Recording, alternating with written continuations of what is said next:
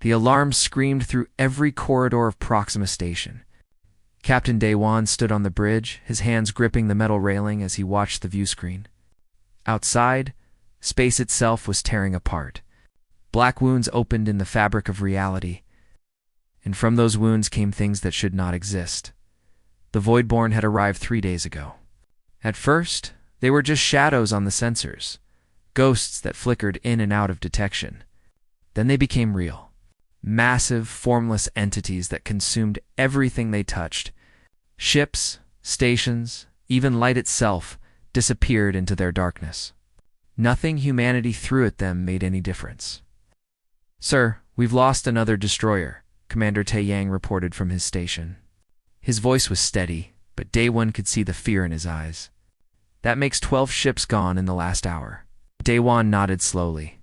12 ships. 12 crews. Thousands of people who had families waiting for them back home. He had written letters to some of those families himself after earlier losses. Now there were too many letters to write. "Keep firing. All weapons, continuous barrage," Day-One ordered.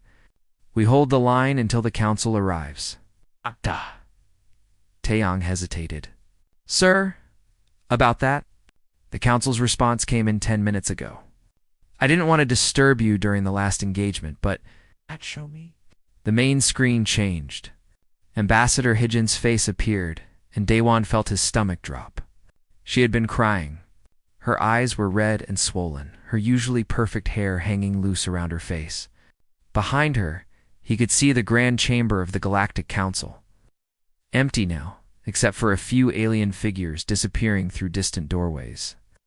"Captain Day-One," Hijin's recorded voice began. She took a shaky breath. "I stood before the council for 3 days. I begged them. I showed them the data, the casualties, the projections. I explained that we need their weapons, their technology. The Qualathi have dimensional stabilizers. The Keldari have quantum disruptors. Any of their advanced systems could seal the breaches and stop the Voidborn." She wiped her eyes with the back of her hand. The gesture was so tired, so defeated that it hurt to watch. They debated. Oh, how they debated. Counselor Velthor spoke for 6 hours about the risks. About how humanity is too young, too volatile. About how the Voidborn might spread to their space if they send their fleets. Other species agreed. They said we haven't proven ourselves worthy of such an investment. Hijin's voice broke. They voted day 1. 41 species voted to establish a quarantine zone around all human space. They're going to seal us in with the Voidborn. They'll monitor the situation, they said. They'll watch and learn, they said. But they won't help. The recording showed Hijin standing straighter, wiping her face one last time. "I'm sorry, Captain. I failed. Tell everyone. Tell them I tried. Tell them someone cared enough to try." The message ended. The bridge was silent, except for the constant alerts and the distant thuds of weapons fire. Day 1 stood frozen, processing what he had just heard. Behind him, he could hear the soft sounds of his crew coming to the same terrible realization. "They're not coming," Tae-Yang whispered. "Those bastards are going to let us die." "Watch your tone, Commander," Day 1 said automatically. But his heart wasn't in the rebuke. Tae-Yang was right. They had been abandoned. Sir Voidborn entity closing on Sector 7, a young officer called out. "The civilian evacuation ships are still loading refugees." Day 1's mind raced. Without the Council's help, they couldn't win. But they could still save lives. They could still buy time. "All ships, full retreat formation," he ordered. "Destroyers and cruisers form a defensive wall between the Voidborn and the evacuation ships. We're going to cover the civilians." "Sir, if we commit to that formation, we'll lose half the fleet," Tae-Yang said. "Maybe more." "I know. But those are our people on those ships. Our families. If we're going to die today, we die protecting them." The fleet moved into position. Day 1 watched as his ships, these proud vessels that had explored the stars and defended humanity's first colonies, formed a wall of metal and courage between the darkness and the helpless. The Voidborn came like a wave of oblivion. The battle was brutal. Ships disappeared into the black entities. simply ceasing to exist as if they had never been. But for every ship lost, thousands of civilians escaped. Evacuation vessels fled toward Earth, their engines straining, their hulls packed with refugees. "Captain, quantum breach opening directly above us," someone shouted. Daewon looked up through the transparent sections of the bridge. A wound in space was opening, wider than any before. A void-born entity the size of a small moon emerged from it, and it was coming straight for Proxima Station. "Abandon station," Daewon ordered calmly. "All personnel to escape pods. Now." "Sir, you need to go to Tae," Aang said, grabbing his arm. "I'm right behind you. Go. That's an order." Taeyang hesitated, then ran for the escape pods with the rest of the crew. Daewon stayed at his console, manually directing the station's defense systems, buying his people precious seconds to escape. Through the view screen, he watched the entity approach, a living darkness that swallowed light and hope equally. His console beeped. A new signal. The Council was activating their barrier. Even now, even as people were dying, they were raising their precious quarantine. Daewon felt something cold and hard settle in his chest where hope used to be. He ran for the last escape pod. Behind him, Proxima Station groaned as the Voidborn reached it. Daewon dove into the pod, slammed the emergency launch, and felt the violent acceleration as the pod shot away from the station. Through the small window, he watched Proxima Station, humanity's first deep space settlement, disappear into darkness. The pod's navigation system automatically set course for Earth around him. Thousands of other pods and evacuation ships fled through the same corridor. Behind them, the Council's barrier began to form, a shimmering wall of energy that stretched across light years. They were being sealed in. Daewon closed his eyes. They had lost Proxima. They had lost 12 colonies to the Voidborn. And now they were trapped, alone, against an enemy they couldn't fight.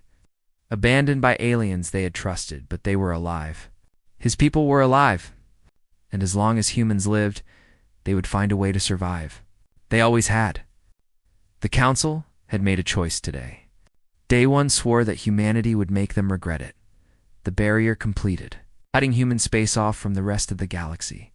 In the darkness of his escape pod, racing toward a Earth that didn't yet know it had been betrayed, Daewon made a promise to himself and to every human who had died today. They would survive. They would adapt. And when they emerged from this darkness, the galaxy would learn what humans became when they were pushed beyond breaking. The Council thought they were watching humanity's end. They were wrong. This was just the beginning. 2 years had passed since the barrier went up. Dr. Biora stood in her laboratory, staring at readings that should have been impossible. Behind her, equipment hummed and beeped, monitoring experiments that pushed the limits of known physics. Outside the reinforced windows of Research Station Kepler, space looked normal. But Bora knew better. The Voidborn were out there, patient and hungry. 30-7 worlds had fallen. 37 human colonies, each with millions of people, simply gone.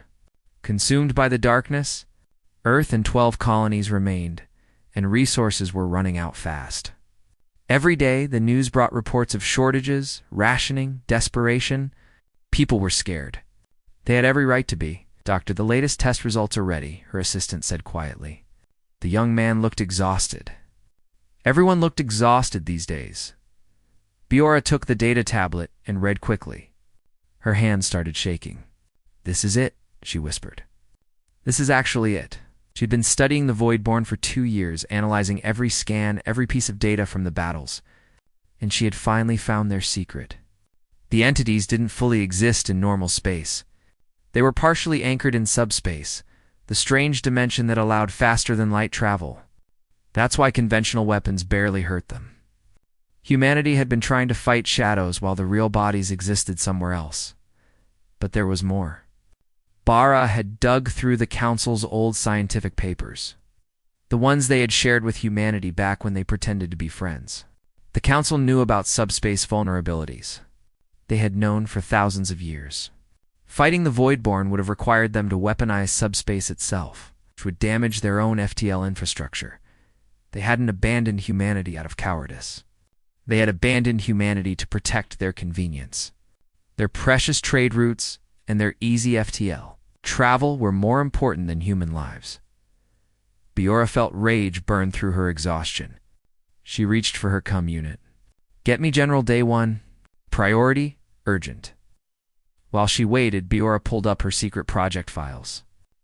The ones even her assistants didn't know about. For 6 months, she had been working on a weapon. Something that could hurt the Voidborn where they actually lived. It was dangerous. It was probably insane. But they were running out of options. General Daywan's face appeared on her screen. He looked older than he had 2 years ago. The man who had held the line at Proxima had been promoted to lead Earth's entire military force. The weight of that responsibility showed in every line of his face. "Dr. Bora, please tell me you have good news." "I have news, General. Whether it's good depends on how desperate we are," she explained her discovery. Daywan listened without interrupting, his expression growing darker with each word. When she finished, he was quiet for a long moment. "You're saying the Council knew fighting the Voidborn would damage subspace? They chose their transportation network over our lives." "Yes, sir." "And you're saying we can build a weapon that kills the Voidborn by collapsing subspace?" "Yes, sir." "But there's a cost. The weapon would create a dead zone where FTL travel becomes impossible. It could spread for dozens of light years. Maybe hundreds, depending on the weapon's power. We'd be trapped in our own solar systems, unable to travel between stars easily. But the Voidborn would die. They would be destroyed completely. And the Council's precious FTL network in this region would be crippled." Daywan smiled, but it was not a happy expression. "How long until you can build a prototype?" 3 months if I get full resources and authorization." "You have both. As of now, your project is humanity's highest priority. Codename Prometheus." Biora nodded. The name was fitting. Prometheus had stolen fire from the gods and been punished for it. Humanity was about to steal something far more dangerous. Meanwhile, in the orbital shipyards above Earth, Youngsu was causing problems again. The shipyard supervisor had called security 3 times this week to remove him from areas he wasn't authorized to enter. But Youngsu kept coming back. "You're building the wrong ships." He shouted at the supervisor, waving his arms at the traditional warships under construction. "Those things can't fight the Voidborn. We've lost 37 worlds with ships like that." "Worker Youngsu, you're an engineer, not a military strategist," the supervisor said tiredly. "Return to your station, or I'll have you removed permanently." "My wife was on Tau Ceti 4, Youngsu said, his voice dropping to something cold and hard. "My daughter was 3 years old. They died when that world fell because we didn't have the right weapons. I won't let that happen again because we're too stupid to change." The supervisor's expression softened. Most workers had lost someone. "What do you want us to build?" "Something new. Something designed specifically to fight these things." "I have designs. Radical designs.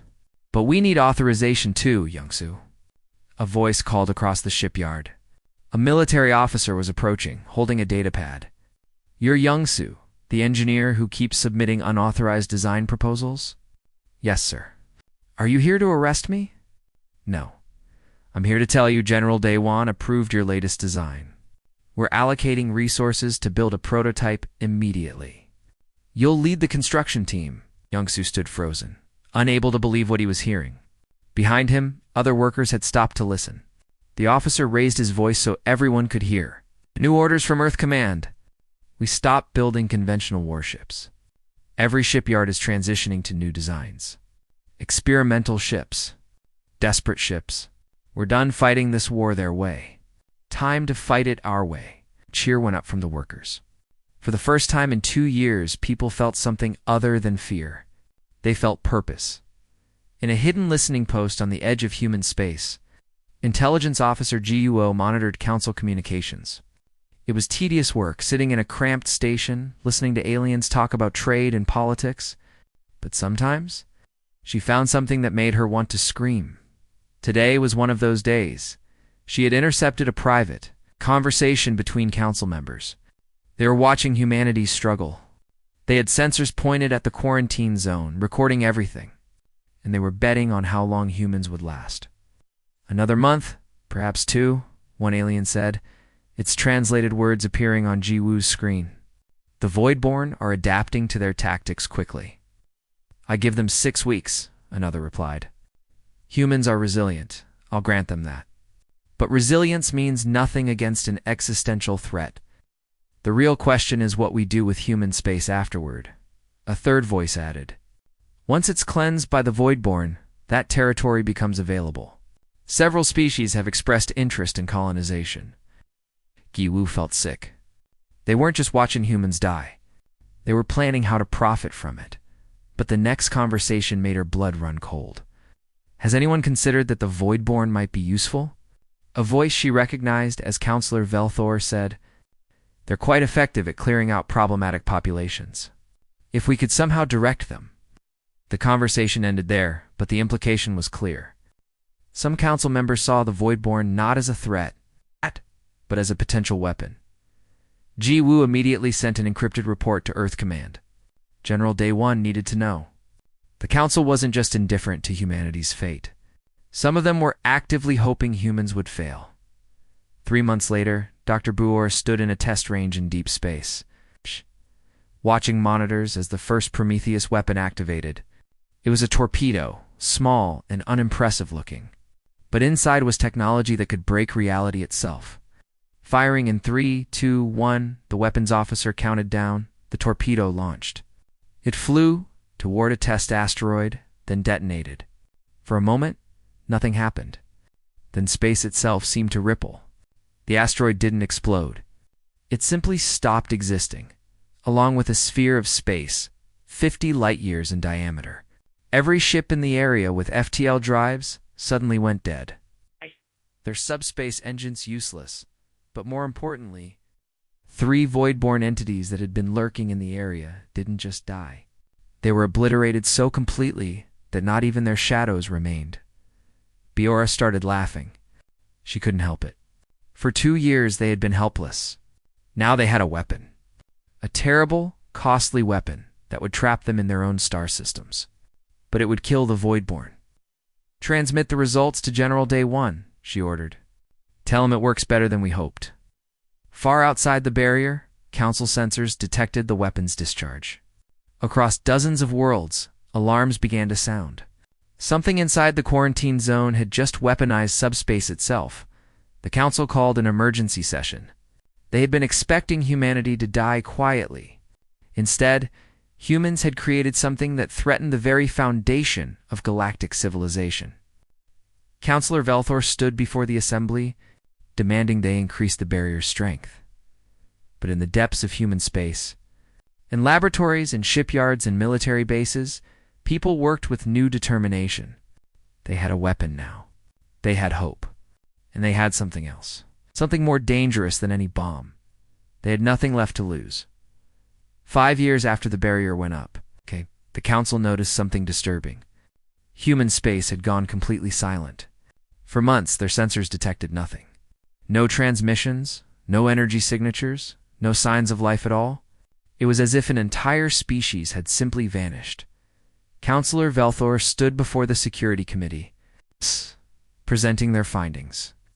The mantis-like alien gestured at the display with one of their sharp limbs. "The silence is total. Our monitoring systems show no activity from any of the remaining human worlds. The logical conclusion is that the Voidborn have completed their work." "Should we lower the barrier?" asked a younger council member. "Investigate what remains?" "Absolutely not," Velthor said firmly. "We don't know if the Voidborn are still active. The quarantine must remain until we're certain nothing dangerous survives." In the back of the chamber, Ambassador Sujin sat quietly. The bird-like Keldari had been one of only 6 council members who voted to help humanity 5 years ago. Since then, guilt had eaten at them like acid. Every night, Sujin dreamed of Ambassador Heejin's face. Tear-stained and desperate, begging for help that never came. The silence from human space made it worse. Sujin knew what it probably meant. Humanity was gone. An entire species extinct because the council had been too afraid to act. After the meeting, Sujin made a decision. They had wealth, influence, and connections outside official council channels. Using those resources, Sujin quietly funded a stealth probe, the best money could buy. It was programmed with one mission: slip through the barrier, enter human space, and find out what really happened. 2 weeks later, the probe crossed the barrier and disappeared into the silence. Inside the quarantine zone, reality was very different from what the council imagined. General Daewon walked the command deck of the Indomitable, his boots echoing on metal floors. The ship was enormous, larger than anything humanity had built before. But size wasn't what made it special. Status report, Daewon said to his second officer. All weapon systems operational, sir. Subspace disruptors at full capacity. We're ready for deployment. Daewon nodded, looking out at the viewport. Around Earth, hundreds of ships like the Indomitable floated in perfect formation. These weren't the desperate defenders of 5 years ago. These were weapons of deliberate destruction, built with cold purpose. The war with the Voidborn had ended 3 years ago. Humanity's subspace weapons had worked even better than hoped. The entities were destroyed completely, every last one eliminated.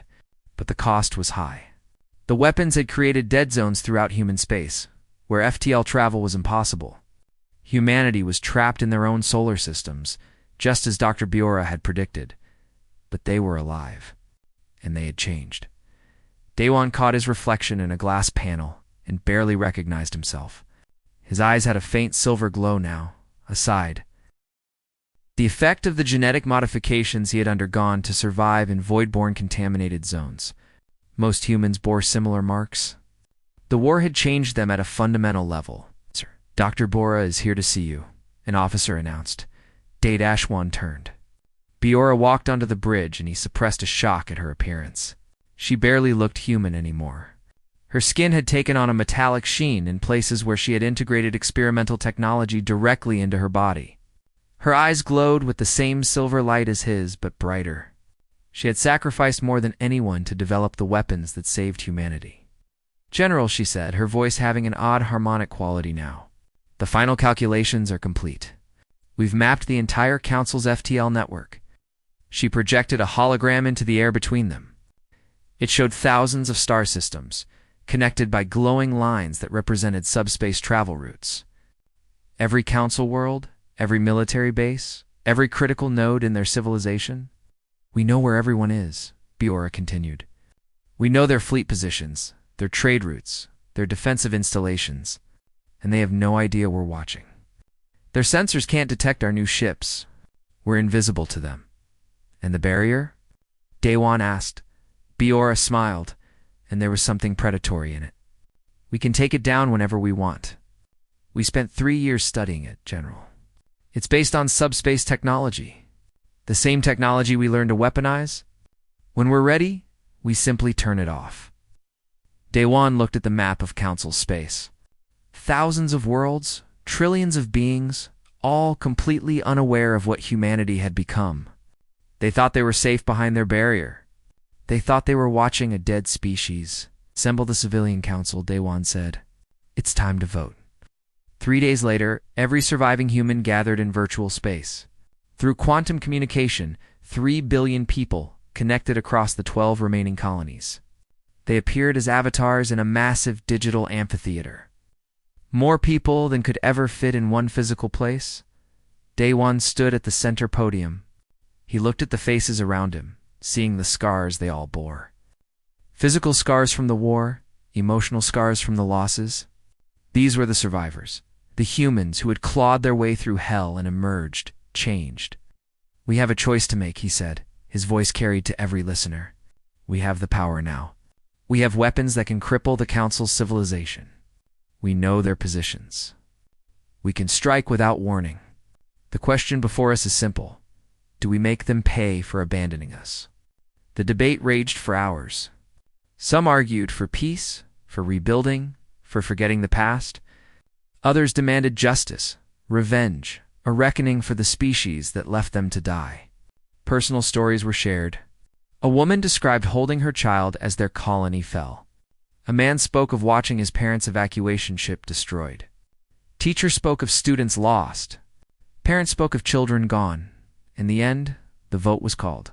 The results appeared on every screen, 2.8 billion in favor of action. Only 200 million voted for peace. The decision was made. Humanity would have its reckoning.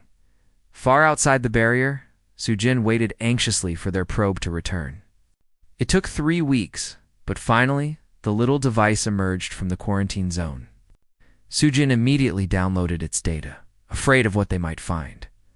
The probe had recorded only one scene, but it was enough to make Sujin's blood run cold. The recording showed a human child, no more than 8 years old. The child's body was covered in burn scars, evidence of exposure to weapons or radiation. They were planting a tree in ground that looked dead and gray, ash from some terrible fire. The child worked carefully, digging a hole, placing the small sapling, covering the roots with soil. Then, the child looked up directly at the probe. How had they known it was there? The device was supposed to be invisible to their technology. But this child stared right at the camera with eyes that glowed faint silver. The child spoke one word in perfect Keldari. Sujin's own language, remember, and the recording ended. Sujin replayed it 12 times, their hands shaking. That child had known the probe was there. Humanity had detected it, studied it, and let it record that specific scene. They had sent a message. Remember what we looked like when you abandoned us. Remember what you turned us into. But Sujin noticed something in the probe's technical data that was even more terrifying. The probe's FTL drive had been manually deactivated from outside the ship while it was still in human space, then reactivated when it left. Humanity had reached into the probe and manipulated its subspace systems remotely. As easily as someone might flip a light switch, if they could do that to a probe, what could they do to a fleet? Sujin immediately requested an emergency council session. They showed the recording to every member. Most dismissed it as propaganda or a hoax. Velthor laughed at it openly. One scarred child planting a tree. This is supposed to frighten us? Clearly humanity is desperate, trying to make us think they're more dangerous than they are. The silence speaks for itself. They're dying in there. Then why did they let the probe return? Sujin demanded. Why send any message at all? Desperation makes people do strange things. The council voted to maintain the quarantine. Velthor's faction won easily. Most species were convinced humanity was no threat. After all, they had been silent for months. They were probably down to their last colony, fighting over scraps. The vote was recorded and transmitted across council space. It would take hours for the signal to spread to all member worlds. On Earth, in the command center, Daewon received the news of the council's vote. He had expected nothing different. The council had already proven they couldn't be trusted to do the right thing. They had to be forced. He looked at Biora. She nodded, her silver eyes gleaming. Begin Operation Reckoning, Daewon ordered calmly. Take down the barrier. We're going home. All across human space, ships powered up. Weapons that could break reality itself came online. Soldiers who had been changed by war, modified to fight enemies from beyond normal space, took their positions. The barrier that had trapped humanity for 5 years began to flicker. Then, section by section, it started to disappear. Not destroyed. Not breached. Simply deactivated from within, as if someone had found the power switch and turned it off. And through the gaps, humanity's fleet began to move. They didn't look like any ships the council would recognize. They moved wrong, traveling through angles that shouldn't exist, appearing and disappearing as they surfed the boundaries of subspace itself. The council's outer monitoring stations were the first to die. They didn't explode. They simply ceased to exist as the space around them collapsed. Their debris scattered across normal reality. It's the only evidence they had ever been there. The age of humanity's suffering was over. The age of the council's reckoning had begun. And in the darkness between stars, Daewon's fleet advanced like a tide of justice to long delayed.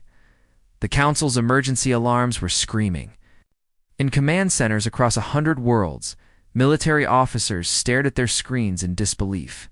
The barrier around human space had simply vanished, and now something was coming through. Something terrible. Counselor Velthar rushed into the central command station, her mantis-like limbs clicking on the floor. Report. What's happening? The barrier is gone, Counselor. And we're detecting massive energy signatures. Ships. Hundreds of them. They're not where they should be. What do you mean, not where they should be? The tactical officer brought up a holographic display. Red markers appeared throughout Council space, each one representing a human ship. But they weren't coming from the direction of the old quarantine zone. They were everywhere at once. Behind defensive lines. Inside secure systems. In orbits around Council worlds? How is this possible? Belthor whispered. They should have been crippled by their own weapons. They should barely be able to travel between their own worlds. Counselor, the first monitoring station just went offline. Then 3 more. They're destroying our sensor network. Velthar watched as one by one, the Council's carefully placed monitoring stations disappeared from the map. Not just destroyed, but erased. The destruction was precise, calculated, and unstoppable. Deploy the defense fleets. All of them now. In the Tau sector, young pilot Haiyan-Wu sat in the cockpit of his fighter, waiting for the signal. He was 19 years old and had never known peace. Born during the war with the Voidborn, he had grown up in bunkers and evacuation ships. His earliest memories were of alarms and adults crying. But now he sat in the most advanced fighter humanity had ever built. Around him, his squadron waited in silence. They were the new generation. Children of the crisis, who had been trained from birth to fight in ways the Council couldn't imagine. All wings. This is Commander Day 1. The general's voice came through his helmet. You are cleared for engagement. Remember, military targets only. No civilian casualties. We're not monsters like them. Understood, sir, Haiyan-Wu replied. Along with 50 other pilots, his fighter launched. The sensation was nothing like normal flight. The ship didn't push through space. It surfed along the boundary between normal space and subspace, existing partially in both. 2 outside observers, the fighter seemed to flicker in and out of reality. Impossible to track. Impossible to hit. Haiyan-Wu's squadron found their target quickly. A Council military fortress orbiting a gas giant. As massive, bristling with weapons, defended by shields that could stop planetary bombardment. The kind of installation that should have been impregnable. Attack pattern Delta, Haiyan-Wu called out. Remember your training. Oh. The fighters dove toward the fortress from angles that shouldn't exist. They attacked from above and below, simultaneously, phasing through shields as if the barriers weren't there. Their weapons didn't fire traditional missiles or energy beams. They fired subspace disruption pulses that made the fortress's own defensive. Systems turn against it. The battle lasted for minutes. The fortress didn't explode in a dramatic fireball. Its weapon systems simply stopped working. Its shields collapsed. Its power core shut down. The station hung in space, completely disabled but intact. No casualties. Target neutralized, Haiyan-Wu reported. Moving to next objective. His squadron disappeared, shifting through subspace to their next target. Behind them, the fortress crew sat in the dark, alive but helpless, wondering what had just hit them. Across Council space, the same scene played out hundreds of times. Human ships appeared without warning, disabled military installations with frightening efficiency, and vanished before reinforcements could arrive. They didn't occupy territory. They didn't take prisoners. They simply removed the Council's ability to fight back in the Keldari home system. Ambassador Sujin watched from their home as human ships appeared in orbit around their world. Sujin's species had some of the most advanced weapons in the Council. They had been assured their defenses were impenetrable. The defenses lasted. 6 minutes before everything went dark, Sujin's communication device chirped. Somehow, impossibly, they were receiving a direct transmission. General Daewon's face appeared on the screen.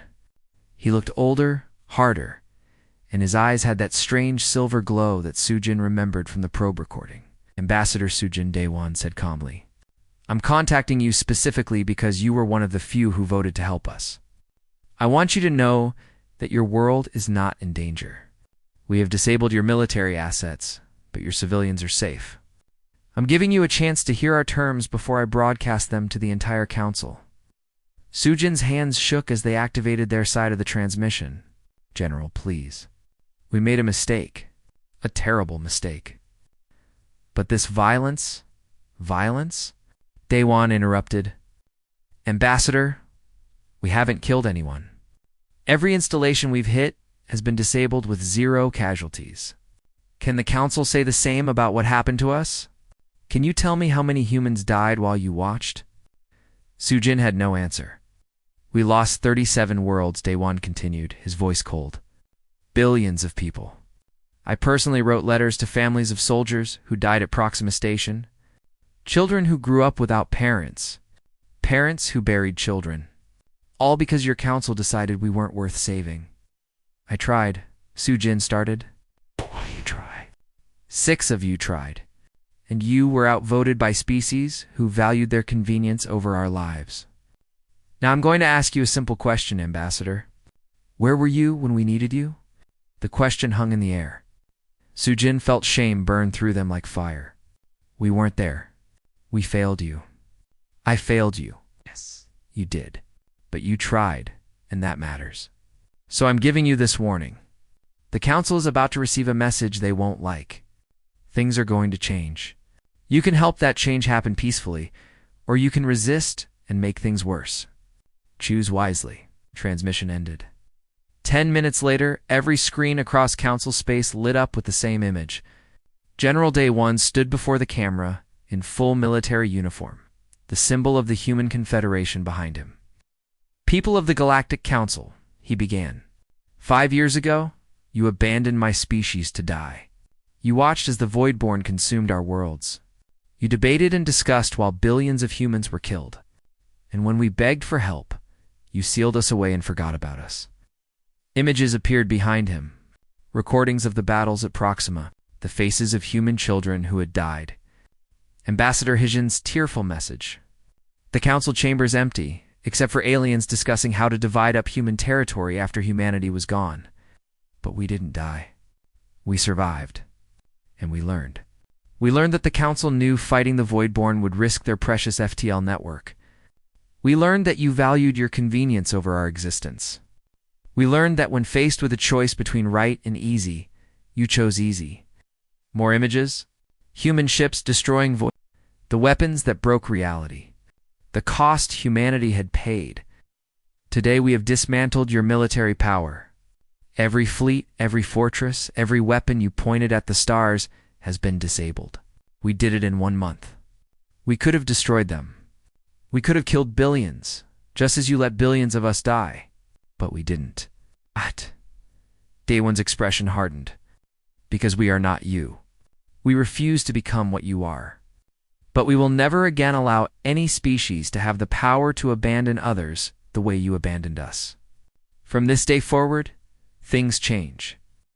In the command center of the Council's most powerful fleet, Admiral Korvath watched in horror as his ships went dark one by one. The human vessels were everywhere, moving through space in ways that defied understanding. His weapons couldn't lock onto them. His shields couldn't stop them. It wasn't a battle. It was a dismantling. All ships retreat. He ordered desperately, "Sir, FTL is offline. They've disabled our subspace drives. We can't retreat." Korvath realized they were trapped. Stranded in normal space, helpless, while humanity did whatever they wanted. A human ship appeared directly in front of his flagship. It shouldn't have been possible. They were inside his shield perimeter. A transmission came through. "Admiral Korvath," a calm voice said, "your fleet is neutralized. Your crews are unharmed. You will remain here until this operation is complete. Do not attempt to resist. You cannot win." The transmission ended. Korvath slumped in his chair, realizing the full scope of what had happened. The Council had poked a sleeping beast. And now that beast had woken up angry. Back on Velthor's homeworld, the Counselor was in a panic. They had authorized the use of the Council's ultimate weapon, a reality-shredding device that had been held in reserve for thousands of years.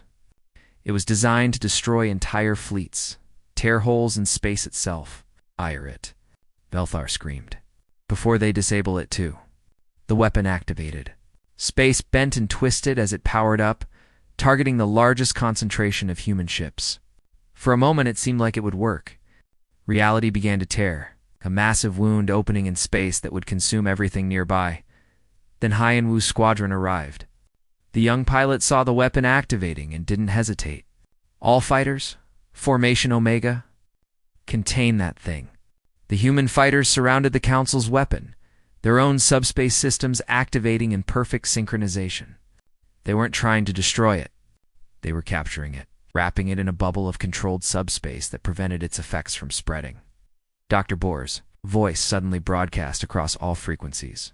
Speaking in perfect Qualathi, did you think you were the only ones who could break reality? The weapon's effects reversed, contained completely. The massive tier in space sealed itself. The ultimate weapon, the Council's final trump card, had been neutralized as easily as everything else. Velthor watched it happen from their command center. They sat down slowly, finally understanding. Humanity hadn't just survived. They had become something beyond what the Council could fight. They had mastered the very forces the Council had been too afraid to use. A transmission appeared on Velthar's screen. General Daewon's face, calm and cold. Counselor Velthar, your homeworld is now under our protection. Surrender yourself for trial. You have 1 hour to comply.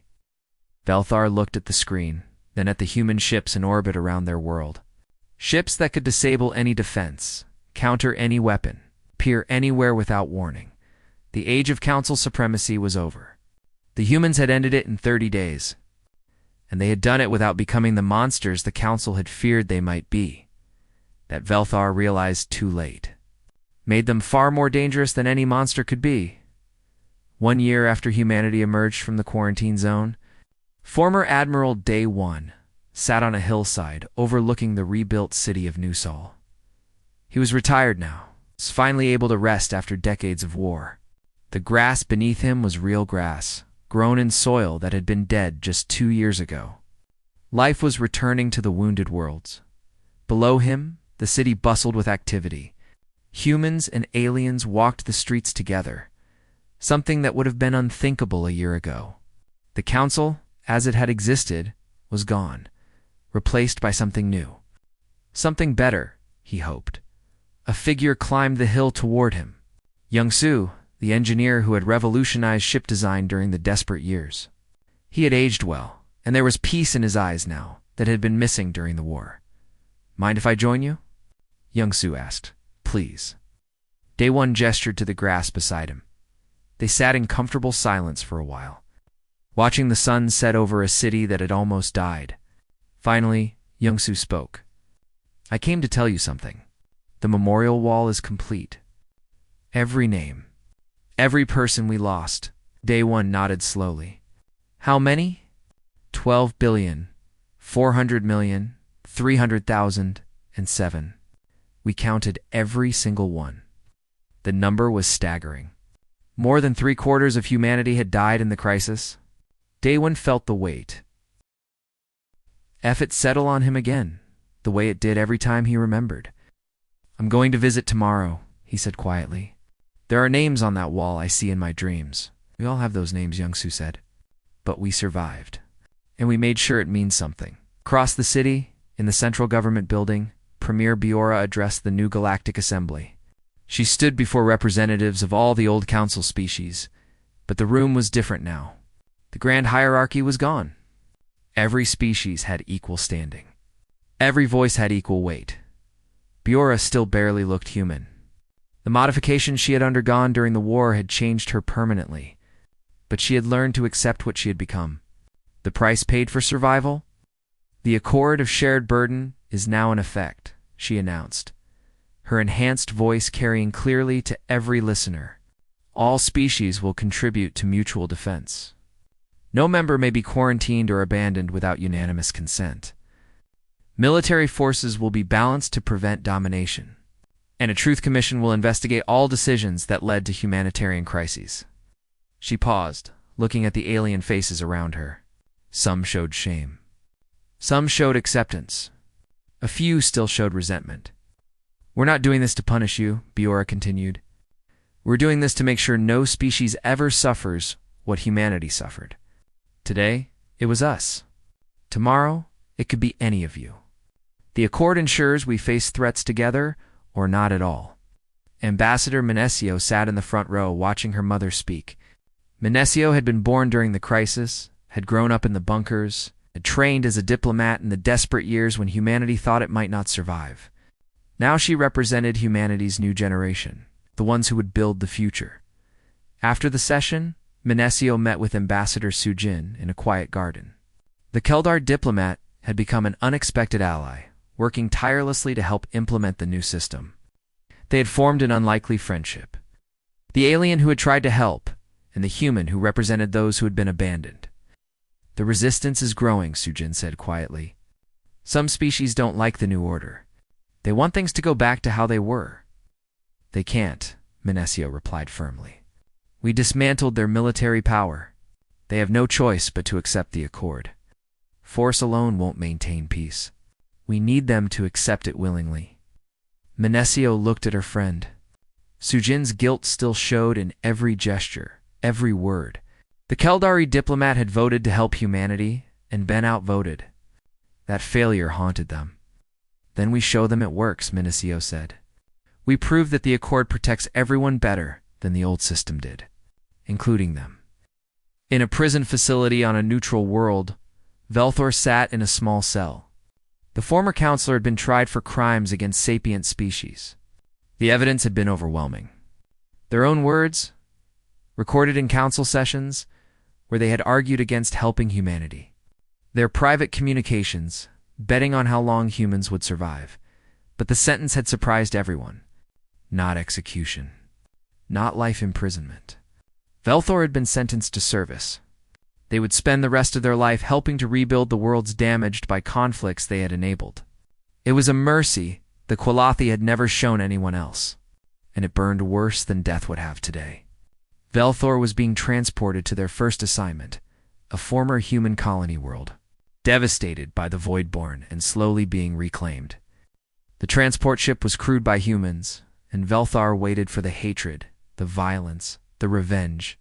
It never came. The crew was professional and polite. They didn't curse Velthor or spit on them. They simply did their jobs. That somehow made it worse. When they landed, Velthor was led to a reconstruction site. Thousands of beings worked there, humans and aliens together, rebuilding homes and infrastructure. A human supervisor approached, a middle-aged woman with burn scars on her arms. "You're Velthor," she said. It wasn't a question. "Yes, I'm here to serve my sentence." The woman studied them for a long moment. "My daughter died on this world. She was 7 years old when the Voidborn came. I held her while she—" The woman's voice broke. "You helped make that happen?" Velthor lowered their head. "I know. I'm sorry. Sorry doesn't bring her back. But Premier Biora says you're here to help rebuild. So that's what you'll do. You'll help make this world livable again. Maybe save some other parent from losing their child. You understand?" "I understand." "Good. Grab some tools. We have work to do." Velthor worked alongside the humans they had once condemned to death. And slowly, painfully, they began to understand what humanity had been trying to teach the galaxy. That mercy was stronger than revenge. That building was harder than destroying. That the true measure of civilization wasn't power, but compassion. In a small apartment in New Seoul, young pilot Hyan Woo stood on his balcony, tending to a small garden. Tomato plants grew in carefully arranged pots. Herbs sprouted from window boxes. It was peaceful work, so different from the cockpit of a fighter. His COM device beeped. A message from his old squadron leader. "New threat detected in Sector 19. Requesting fighter support." Hyan Woo felt the old tension return to his shoulders. Then he read the rest of the message. The threat was a rogue asteroid, natural and harmless, but on a collision course with a mining colony. Nothing military. Nothing dangerous. Just people needing help. He smiled and typed back, en route. "Give me 20 minutes." This was what they had fought for. Not to win wars, but to have the luxury of dealing with normal problems. Asteroids instead of existential threats, mining accidents instead of genocide. The boring, mundane crises that every civilization faced on the hillside. Daewon and Youngsu sat together as the stars came out. The city lights below created a warm glow against the darkness. "Do you think they'll ever forgive us?" Youngsu asked quietly. "Some of them still see us as the species that broke their military power." Daewon considered this. "We didn't come to be forgiven. We came to make sure no one else suffers what we suffered. If some of them resent us for that, so be it. History will judge who was right." "And what if history judges us harshly? Then at least we'll know we tried. We had the power to destroy them, Youngsu. We had every justification for revenge. But we chose mercy instead. We chose to build something better." Youngsu nodded. "I miss the old days sometimes, when things were simple. Before the Voidborn, before the war." "Those days are gone," Daewon said. "We can't go back. But maybe we can build something better going forward." They sat in silence as night fell completely. Above them, human ships patrolled the skies, not as conquerors, but as guardians. The watchers had become the watched. The abandoned had become the protectors. It wasn't the future anyone had wanted, but it was the future they had fought for. At the memorial wall, a young girl placed flowers at the base of the stone. Her grandmother's name was carved there, one of billions. An alien child, a young Qualathi, approached nervously and placed their own flowers beside the human ones. "My parents' name is on a wall too," the alien child said. "They died in the fighting when your ships came." The human girl looked at them. "I'm sorry. I'm sorry about your grandmother." They stood together before the wall of names. Two children from species that had been enemies, united in loss and hope for a better future. Inside the government building, Premier Biora reviewed reports late into the night. The accord was working, but it was fragile. Some species still resisted. Some humans still wanted revenge. Building peace was harder than winning wars. Her daughter Minesio entered the office without knocking, carrying 2 cups of tea. "You need to rest, Mother. There's too much work. There's always too much work. Rest anyway." Biora accepted the tea and smiled at her daughter. Minesio had been born during humanity's darkest hour, had grown up surrounded by death and desperation. But she had emerged strong, compassionate, and determined to build something better. If humanity had a future, it would be because of people like her, Minesco, Biora said quietly. "Do you think we did the right thing?" "We had the power to destroy the council. Some people still say we should have." "We did the right thing," Minesio replied without hesitation. "We proved that surviving doesn't mean losing our humanity. We showed the galaxy that mercy is strength, not weakness. That's more powerful than any weapon." "I hope you're right." "I am. Because when the next crisis comes, and there will be a next crisis, the galaxy will face it united. Because we taught them how."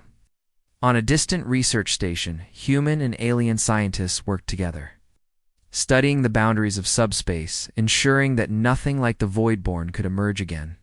They shared knowledge freely, the way the Council should have done from the beginning.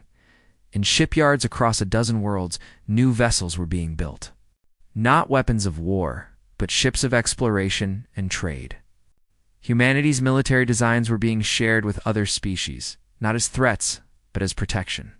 The Accord's defense forces would be truly mutual, with all species contributing and benefiting equally, and on Earth. In a quiet cemetery, Daewon finally visited his wife's grave. She had died at Proxima Station 5 years ago, when everything started. He had carried her memory through every battle, every decision, every moment of the long war. "We did it," he told her stone. "We survived. And we made them pay, but not the way they expected. We made them pay by being better than them. I think you would have liked that."